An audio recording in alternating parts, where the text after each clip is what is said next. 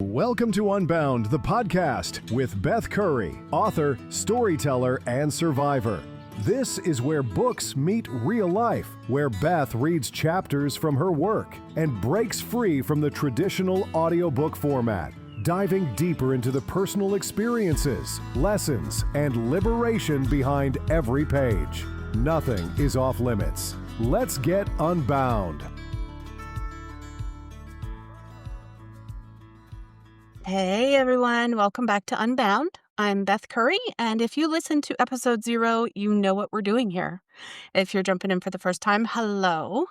You might want to go back and listen to the intro episode to get the full picture. It's only like 10 minutes long, but the short version is this.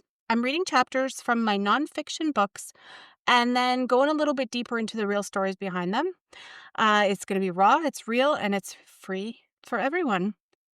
So before I dive into the book, let me just give you a quick rundown of how each episode is going to flow. I'm going to read a chapter, or in today's case, the front matter of the book, exactly as it's written. And then we'll pause and I'll discuss a little bit. I'll share some context, some personal stories, things that didn't make it into the page, and hopefully we'll laugh and maybe cry together. I don't know what's going to happen.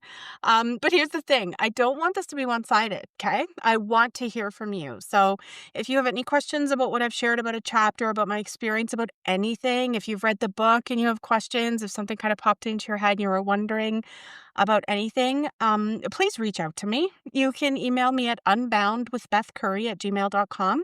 All the info is going to be in the show notes as well. Better yet, you can join our Facebook group. Just search for the Unbound podcast. Should come up. Pink fuchsia kind of colors, me blowing a big piece of bubble gum. Super classy for sure. Anyway, join the group. Link will be in the show notes as well. And we're going to be discussing each episode after it releases. I'm not really sure if I'm going to initiate a conversation or just kind of wait and see if anyone has anything to say, but I will definitely be there. Nothing is off limits at all. You can ask me anything and I might just answer your question right here on the show in a future episode. This is a conversation. It's not a lecture. So help me to make it one, okay? Um, Today we're beginning with all these beautiful things, as I said in episode 0. This is my first nonfiction book.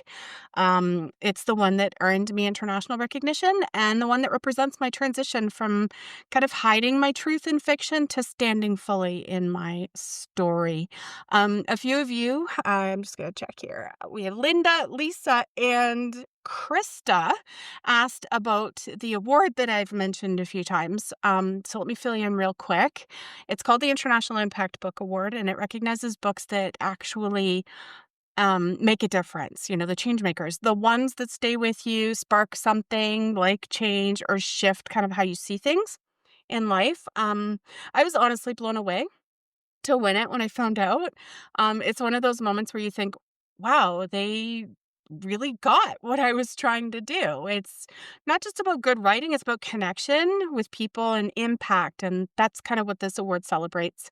The award ceremony is happening in Arizona this November. I'm really looking forward to that.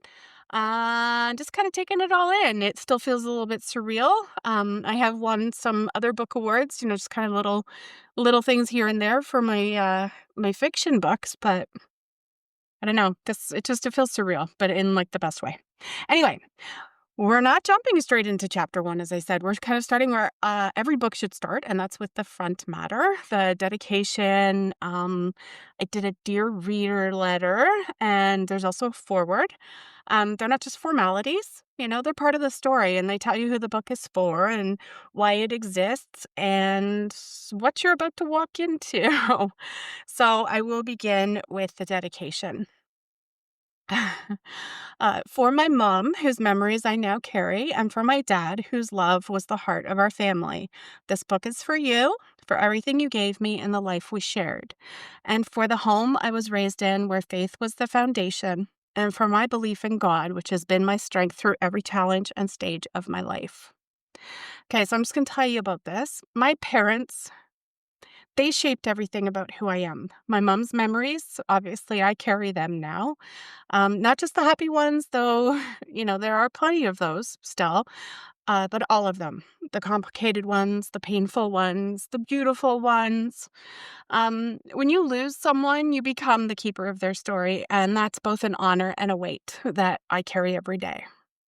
And my dad, oh, my dad, his love really was the heart of our family. The kind of love that was steady and present, and he gave the best hugs too. My sister just reminded me of this before I left for Los Angeles. He would hug you so tight, and when you were about to let go, kind of that point where you think the hug is about to end or is ending, he would pull you in a little tighter and just give you an extra little squeeze.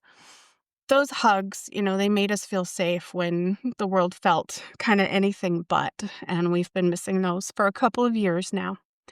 Anyway, this book is for them, for everything that they gave me, for the life that we shared, for the foundation they built that I am still standing on, and faith. It's a topic that not a lot of people like to talk about. A lot of judgment, unfortunately, around, what some people choose to believe in or what they like fully are committed to believing in. Um, the home I was raised in, faith wasn't just something we talked about on Sundays. It was kind of woven into everything. Um, it was the foundation. My belief in God, that's been my strength through, all the challenges I've been through, through various stages of my life. And, I've got some future books coming out, and you're going to find out some pretty crazy things about me that you may not already know if you do know me personally and you're listening to this. Um, you know, I my God has been my strength through everything. So when I've had nothing else to hold on to, I've had that. And when I've been broken and I didn't know how to put the pieces back together, that faith held me. So this dedication, it's not just words on a page. It's everything. It's where I come from. It's what holds me up. It's the gratitude I carry for the people and the beliefs that made me who I am. Now, before I go into the forward, I just want to share this letter I wrote to readers at the beginning of the book as well. This kind of explains how the book came to be and why it exists in the first place. So, dear reader, as you will soon see, my book started out just under a year ago as an interruption. In the autumn of 2024, while discussing my upcoming psychological thriller with my mother at her long-term care home, she made a simple request. Help me tell my story before I lose everything. The irony wasn't lost on me. Here I was crafting fictional narratives about dark places, while the most compelling story sat right in front of me, wrapped in a cozy sweater and holding a paper coffee cup. A story that was literally disappearing day by day. This is not a traditional memoir. It's my attempt to capture my mother's memories as they exist now. Sometimes crystal clear, sometimes foggy, sometimes contradicting themselves from one week to the next. It's about weather balloons as high as the ceiling, perfectly good cheeseburgers thrown into construction sites, and questions that repeat like a familiar chorus. I don't have Dave anymore, but I have you and Jennifer. These pages contain my frequent visits with Mom, documented exactly as they happened. Some memories will repeat, some will change, some will fade even as we try to grasp them. But all of them are precious, and all of them are true, at least in the moment they were shared. This is a story about memory and love, about holding on and letting go, about all these beautiful things that make up a life, even when that life begins to forget itself. If this journey has touched your heart in some way, I would be grateful if you would consider rating and leaving a review. Your words not only help other readers find this story, but also contribute to broader conversations about memory loss and its impact on families. Thank you for bearing witness to our mostly Monday conversations. Beth Curry.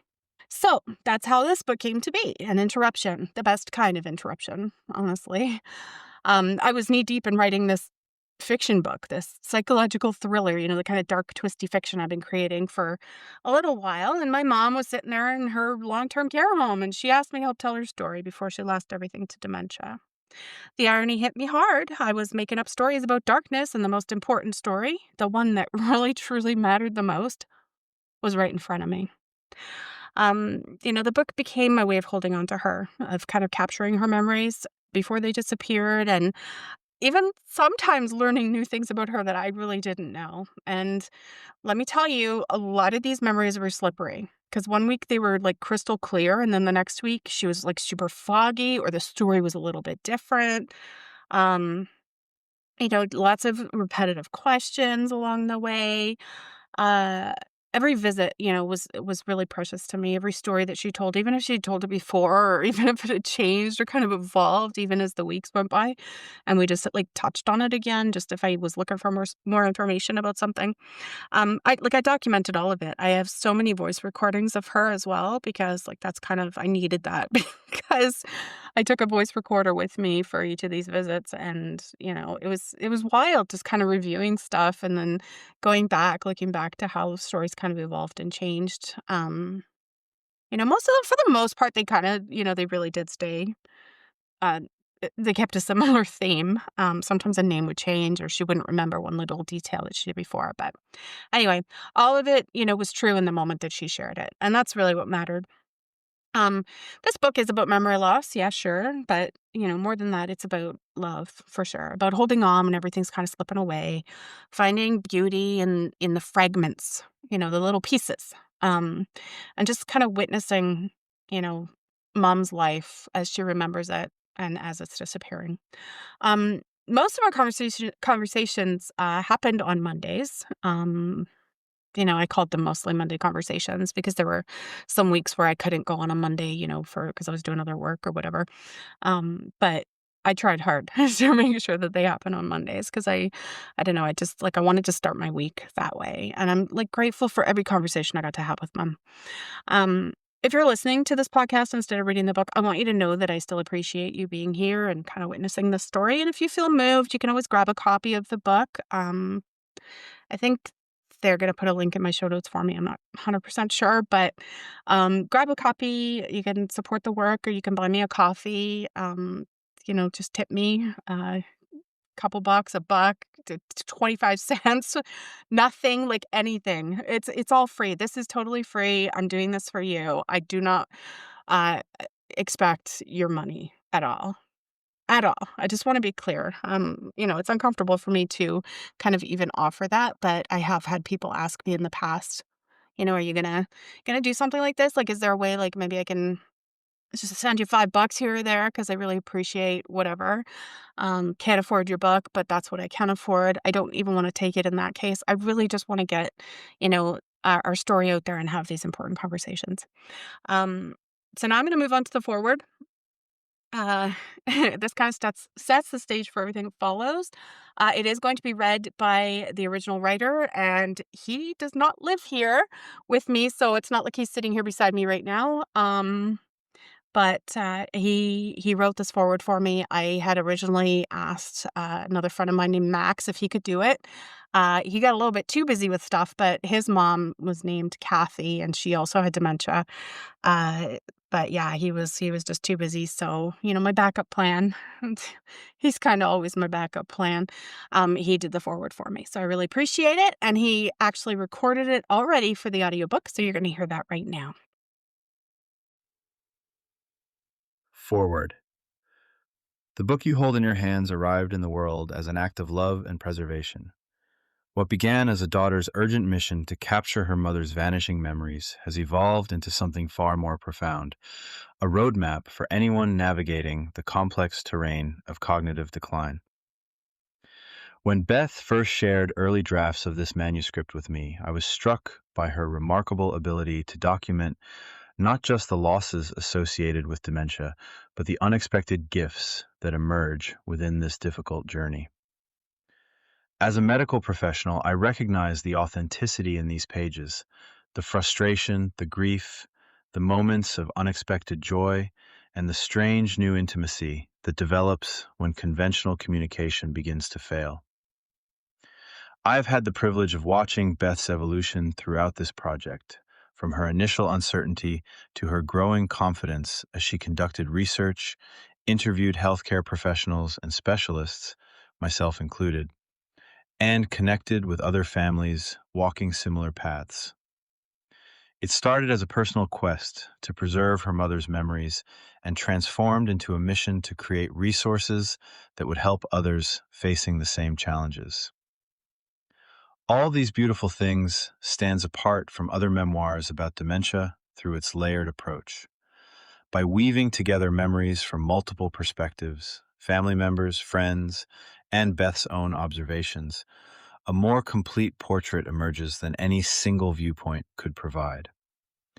The resulting narrative feels not like the documentation of deterioration, but rather the careful assembly of the pieces of a complex life, with each fragment treasured precisely because it might otherwise be lost. Beyond its emotional resonance, this book offers practical wisdom for caregivers and family members. The strategies Beth develops through trial and error, the insights she gains about communication and patience, the ways she learns to recognize what remains when so much seems lost. These elements transform personal experience into universal guidance that aligns with what I've observed during my time working in the geriatric side of neurology. I was particularly moved when Beth shared her companion children's book, The Memory Birds, which translates these complex themes into a softer, accessible format for younger family members.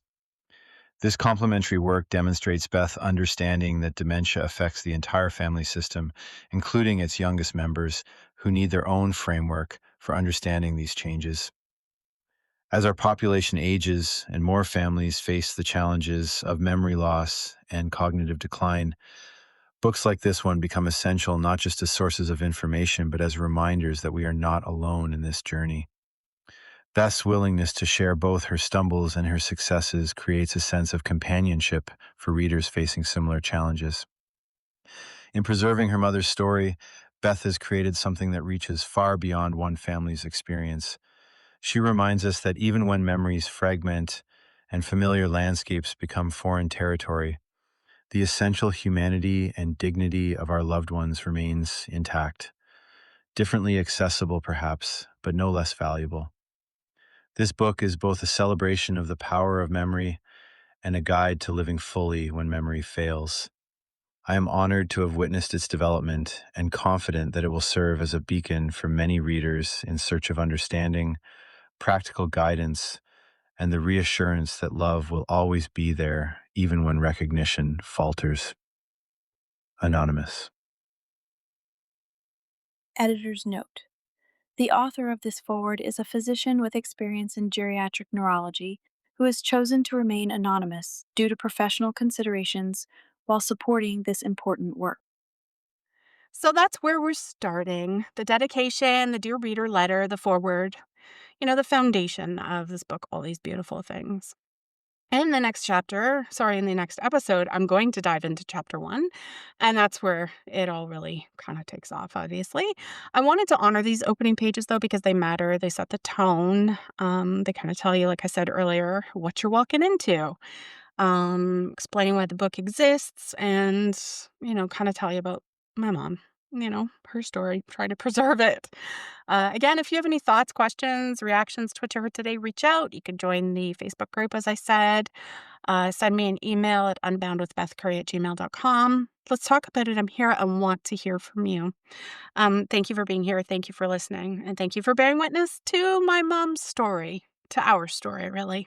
And I'll see you in the next episode. Thanks for listening to Unbound with Beth Curry. Join the conversation in the Facebook group or visit authorbethcurry.com. Want to support the show? Head to ko-fi.com/unbound podcast. Until next time, stay unbound.